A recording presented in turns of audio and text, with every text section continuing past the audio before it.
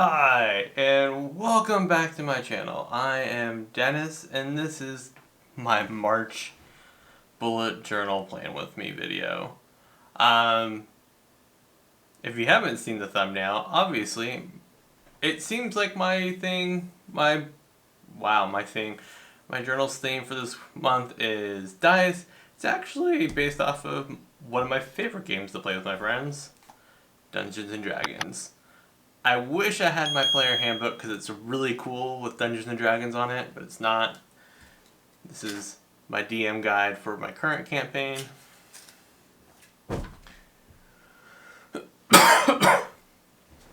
Wow. Coronavirus 101.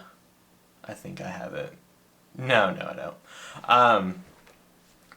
But my theme for this month, I want to kind of make it like an homage to me and my group. We're getting close to the end of our campaign this round, and since I'm DMing, it's been all over my mind, so I just wanted to do something that was nice and fancy with some dice to keep it super simple. And that's what we're going to do with this month. So, sorry about no February one. I filmed me recording, doing it, and I filmed some other stuff, but by the time I got down to actually editing it, so much stuff had happened in February that essentially I decided just to skip it and took it as a mental health month. So self-care. But let's get into this month's video right now. So to start this all off, you can't have a D&D inspired bullet journal theme without creating the classic D20 as used for basically everything in the game. So that's what I did. It looked all nice and pretty. I used gray because I didn't know if I was going to write on top of it or not. And I decided not to, but it still worked out. With roll for initiative, the classic thing you hate to hear from your DMs. Then on the next page, I decided to round out the most commonly used dice for Dungeons and Dragons, which are the D4, the D10, the D12, and the classic D6, which most people are familiar with. For the calendar on this page, I decided to use a stencil that I got. I'm not too happy with how it came out, just because I felt like I made more mistakes. But, you know, live and learn, and make sure you always have white out.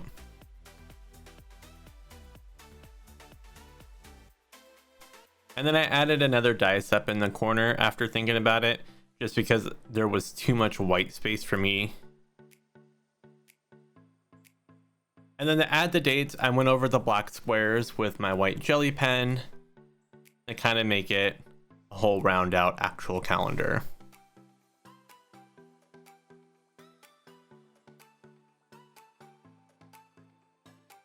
So now on to the monthly calendar.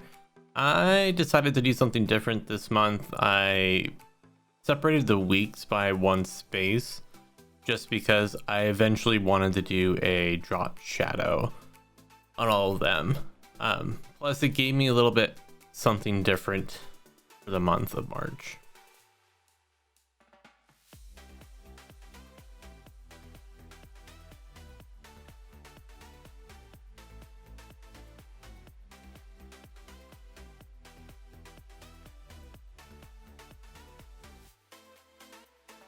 Then I made my box for my reminders for the month, for all my appointments and stuff I already have planned out, so I can put them in the appropriate weekly spreads.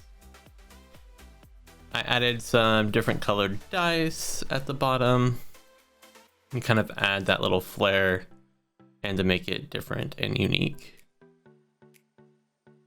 And for some reason, I will never learn how to draw a cube correctly. That's why all my D6 dice look a little bit different.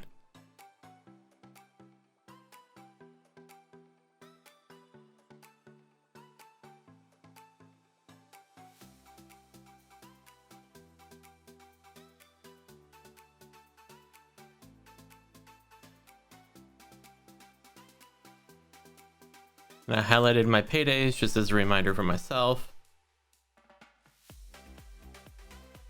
And used my green Tombro to mark the month.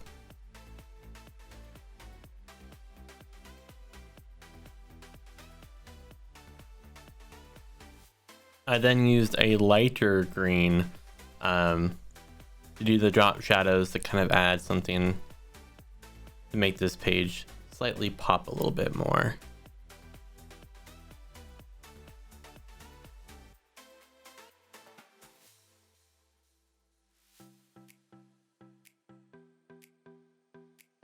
The next page I decided to do was my habit tracker, and I started off with doing a d20, and then the other dice I decided to place on this page just because it was going to be a little bit more simpler for me to do it all right at the beginning rather than do each one individually as I move through the page. Something different I did this month compared to the last time I posted my video, which was my January spread, is I dropped 2 of the habits I tracked just because I discovered I wasn't using them nearly as much and I didn't want to waste the time and effort to place stuff on a page if I wasn't going to use it. So instead of 8, I now have 6 habits that I track on a regular basis, which I am doing horribly at maintaining.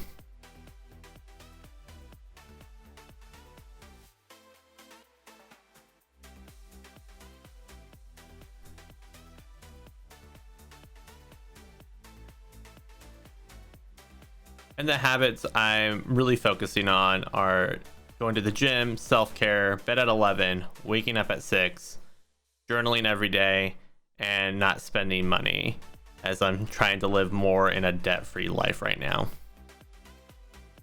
And as always, I went super simple with my musing page. I just did a simple 12-sided dice in a gray Tombro marker so that way I could write over it with my ideas. And now we're on to my weekly spreads.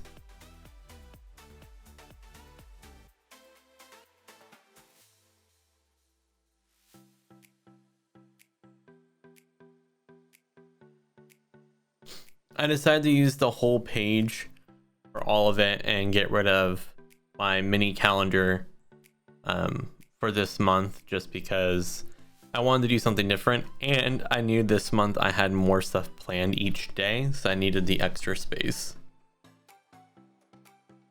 And then because my bullet journal is oddly spaced with a number of squares in it, I ended up doing a pattern of 9 spaces, 8 spaces, 9 spaces, 8 spaces to kind of make it work better.